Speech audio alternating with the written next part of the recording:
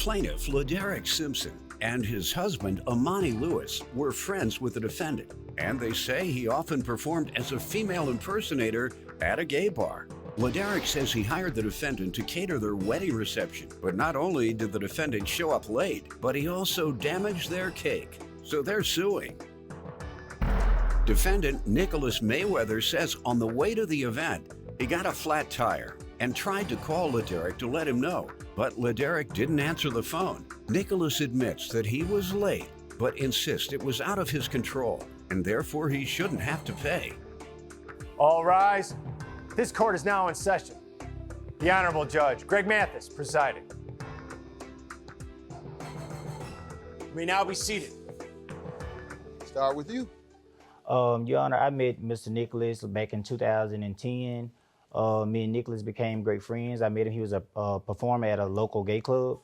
I met him, we grew a bond that grew real tight.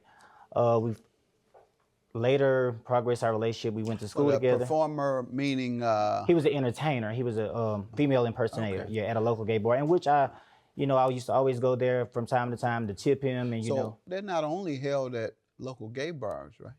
No, they're held everywhere, but they're held, this main bar in particular that I used to always go to. My cousin lives in San Francisco, and I was there recently, and my wife and my son went to see him. Oh, okay. And everybody wasn't gay. I don't know whether it was a gay club or not. I don't think it was.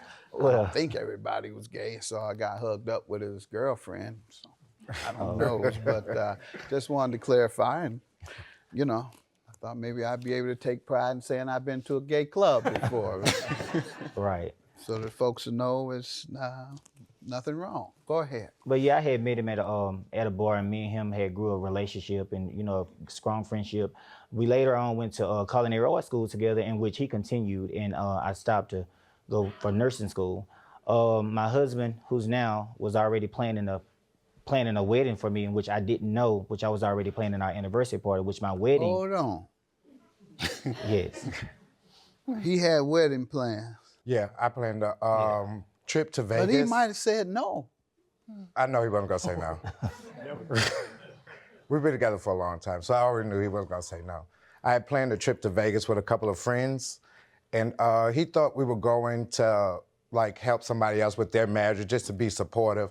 Now, him not knowing we went to get married, I proposed to him. Oh, you did propose? Yeah, I proposed. All right. On a Thursday, we got married Friday. And had he said, I think I want to wait 2 months because my family can't get here, or I got somebody who was important to me. I want to make sure they're there, and they can't make it for 2 months. And you arranged and spent your money. I did it. You I did arranged it. and spent your. I just don't want anybody else to get the idea to do that, because that was very risky. I did it. Yeah. All right. But How it much worked had you spent? About $3,000. Wow. That I was upset about. Yeah. Very upset.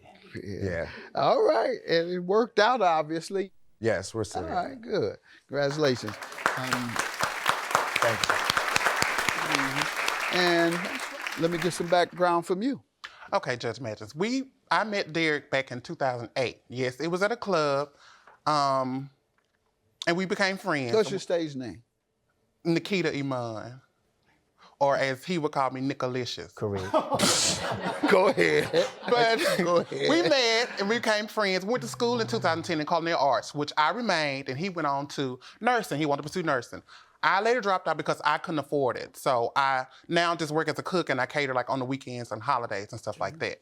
Good. And you all never had any problems in your friendship prior to this? Never. Until now. All right. So tell me what happened now. Okay, so my anniversary party was at the house or whatever. So everyone was coming over. We all cocktailing. We having a good time. Everybody was supposed to eat at 5:00 p.m. Nicolicious showed up an hour and 30-some minutes later. By 5:15, some of my guests that was there, they started to leave after me. I'm calling him several times. He didn't call me. Yes, I did, Your Honor. He never answered his phone, so he finally answered the phone, I'm right around the corner. Right around the corner turned into like I said, about an hour and 30 minutes. So he finally showed up after some of my guests had started to leave. Probably roughly about 20 or 30 people started to leave and go and buy their How many own came? food. Like about 115. And so they started to leave and go and buy their own food and come back and eat, which I didn't feel that was fair. Yeah, After I had already kinda... paid him this ample amount of money to cater my event. Then he also, to top the icing on the cake, he messed up my cake. And then he gonna have the nerve to tell me that it was still eatable and got an attitude about it. There you go. Did they eat the food, and did they eat this? They finally ate the food, but the cake's still in my freezer. He can have the cake back.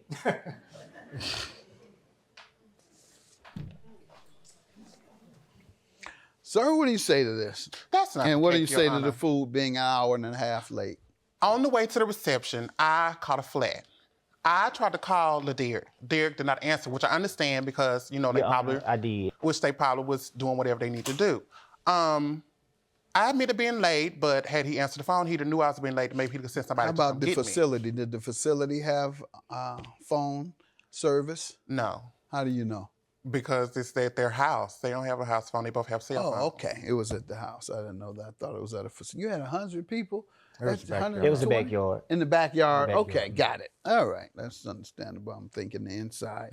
All right. Thought you like Doyle. He can fit 100 inside the house very comfortably without any problem. He lives.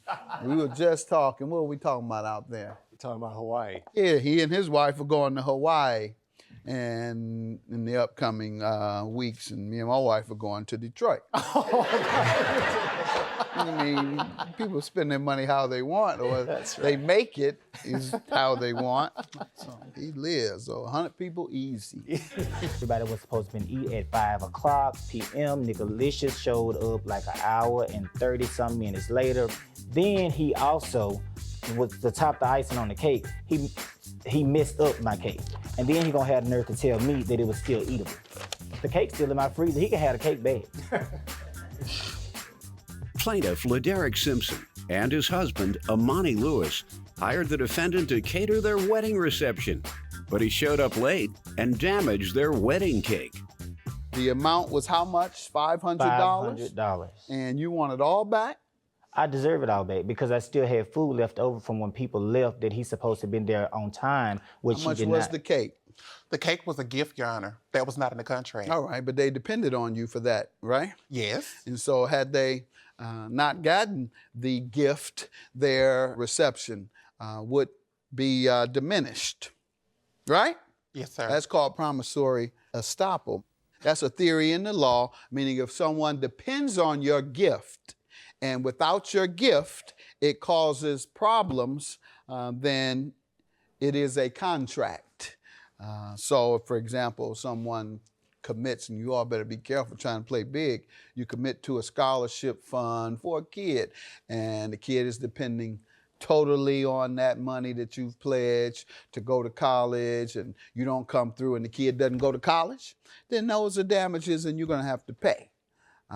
So any gifts that might not be the type of gift that you would depend on for life-changing circumstance, then no, that wouldn't be something that results in a contract and that you would be liable for. But something like this, having a cake, that's something they depend on. And if you even told them, I bet they're going to tell me you didn't say it was a gift. Right.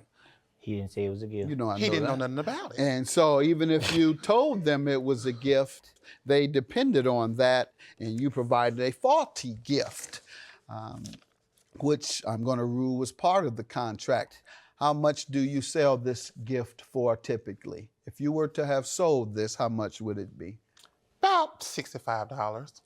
So $65 you certainly should pay, and it probably charge more than that. You're trying to downplay it. So I'm going to grant you $100 for the cake. And were you an hour and a half late? Yes, sir. Some things are substantial breaches, meaning it's no good at all. And some things are minor breaches, which you do receive credit for. And in that sense, the failure to provide all of the food on time, I'm going to consider a minor breach because those who were there ate it. So with all that in mind, I'm going to grant you all a refund of $200, all right? That's fine. Good luck to you all. Have a good day.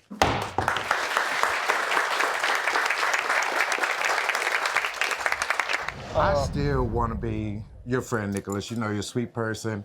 And you know I love your honey bun cakes. And when we get back home, I hope I can still get one. I can say that we never stop being friends. I just want us to be better friends. And I want him to do better by his business, especially when he's dealing with me. And I'll recommend him to anybody. He's a great cook. I don't have no problem with it. I just feel like I don't owe them any money, but I guess I love you to death. I love you too.